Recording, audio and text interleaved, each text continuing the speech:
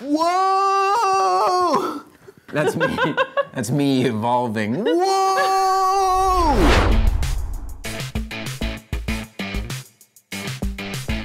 Hey everybody, it's me, Brian Mitchell. And I'm Keatinge, and welcome to the Skybound Insider.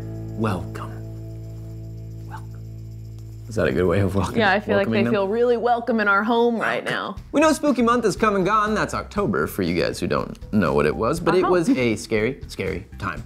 Here at Skybound, we never let up though. Yesterday marked the release of our new book, Evolution. The comic hails from writers Joseph Keatinge, Joshua Williamson, James Asmus, and Chris Sebela, along with artists Joe Infernari and Jordan Boyd. The story follows three individuals who seem to be the only ones noticing that humanity is undergoing rapid and unpredictable changes.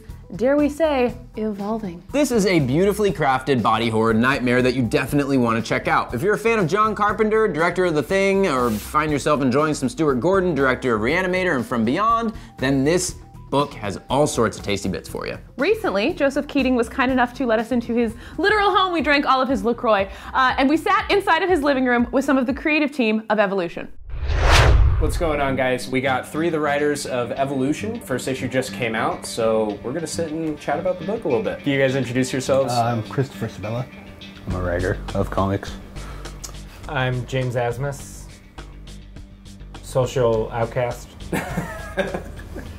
Joseph Keatinge, this is my house. Thanks for having us. None of you have anything to do with the book.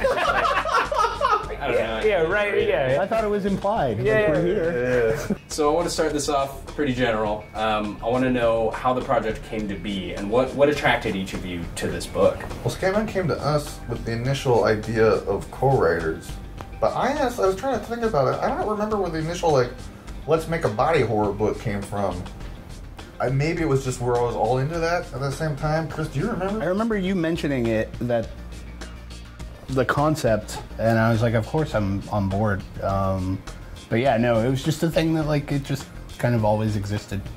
And then I said yes to it, because I've grown up on horror movies. Yeah. So yeah, basically my first book in comics was kind of a horror book. So any chance I get to work in horror, I will run towards it. So.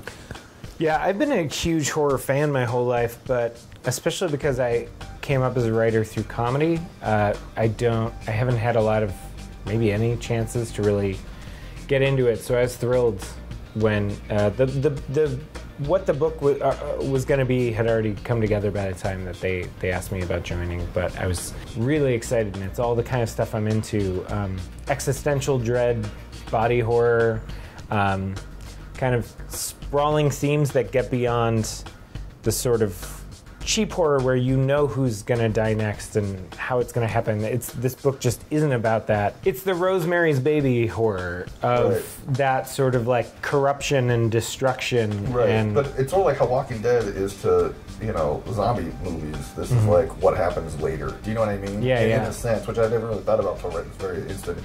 But it's once your life is ruined by this horror, where do you go? How do you move on? How do you evolve? Or whatever. Oh, I get it now. Hey. I wasn't sure what that title meant. I want to talk about the art a little bit. There's a very specific style to the art itself. I've noticed a lot of vertical kind of shading, and it just it has this grittiness. It feels dirty. I don't know why, but it's gorgeous, but it feels almost like Grindhouse. It's the film grain of comic books. Oh, that's really interesting. Yeah, well, I think because Joe was a buddy who was working on a book called The Bunker, and I just felt like he could do. I think that showed he could do horror really well. And I think we even brought up, I love that about Grindhouse movies when you see it, it's not just the movie itself, it's this reel got stolen from this theater on 42nd Street, and then it went through all this stuff, and it got beat up, and it has history to it, and I think it makes the viewing experience richer, and even more off, because it's a little too red here, it's a little too scratched there, and so it has this sense of unreality you can't just capture. But Joe Infernari, the artist, and Jordan Boyd, the colorist, and Pepperso the Letterer, I feel like they all have that. It does feel dirty. Like it feels like there's like a film on it. I don't mean not cinema, but yeah, like it feels. Well, even like I'm fascinated with 70s, what I call 70s grindhouse Marvel comics, when it's like Kirby created all this stuff 10 years ago. What do we do now? And they're like, he's the master of kung fu. This guy's a motorcyclist with a skull flaming head.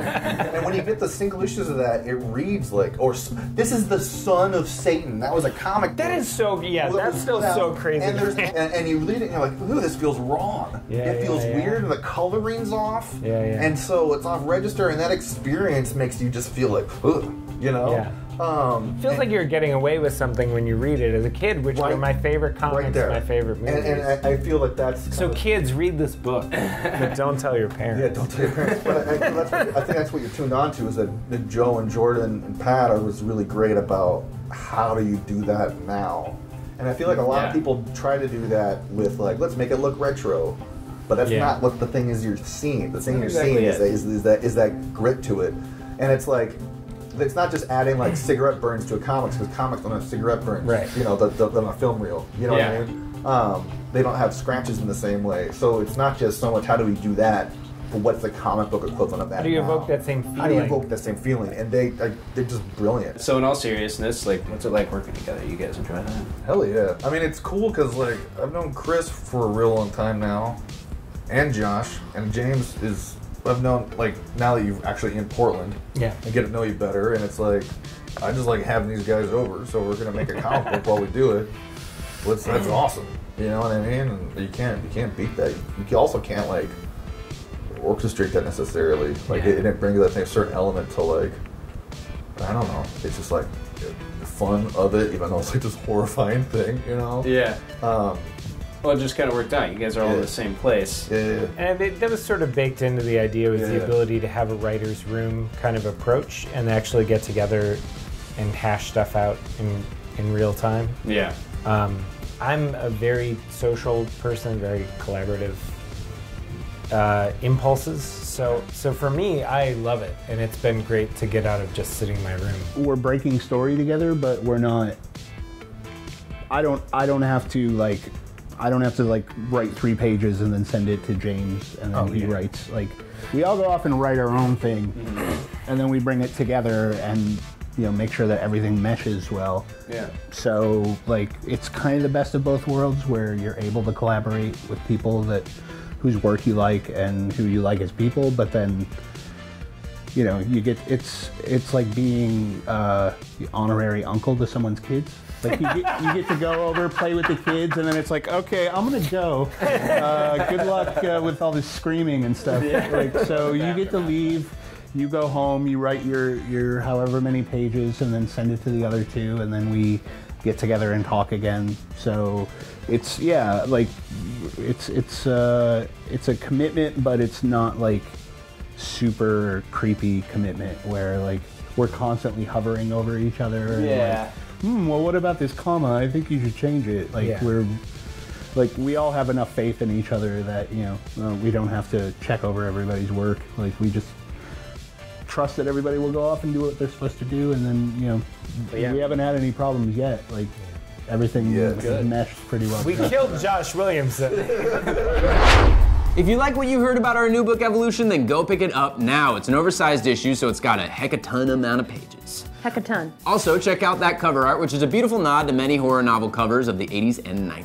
Also, if you are a Skybound Insider, you already know all this. You received a special preview of the book weeks before the release. So, all you non-insiders out there, you're missing out. Don't forget to subscribe, like, comment. We will see you all next week.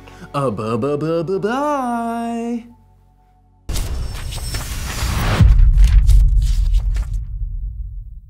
And now I'm evolving again.